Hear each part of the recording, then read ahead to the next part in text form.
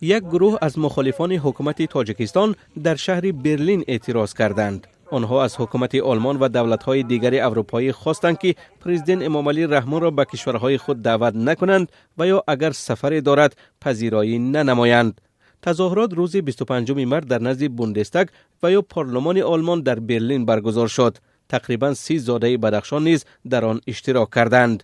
رئیس جمهوری تاجیکستان روز 21 مارس برای اشتراک در نشست بخشیده به آب به امریکا رفت. پیمان ملی ائتلاف 4 سازمان مخالفان میگوید قرار است او به اروپا هم بیاید. مقامات تاجیکستان سفر جناب رحمان را به اروپا تصدیق یا رد نکردند.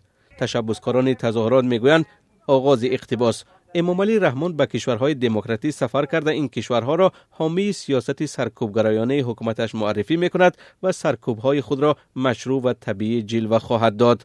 پایان اقتباس.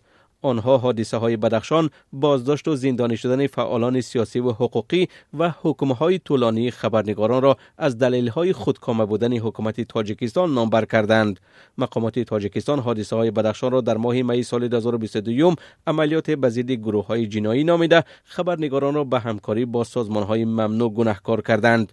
یک روز پیش گروه از مخالفان در نزد سفارت تاجیکستان در برلین و بینای وزارت کارهای خارجه آلمان نیز جمع شده آزادی عبدالله شمس‌الدین پسر شمس‌الدین سعیدوف، یکی از فعالان حزبی در تاجیکستان ممنوعی نهضت اسلامی را خواستند. تظاهرات تاجیکان در خارجه کم اتفاق می افتد. سلسله اعتراضات در پیوند به حادثه های بدخشان در اروپا و امریکا و دولت های دیگر برگزار شده بود.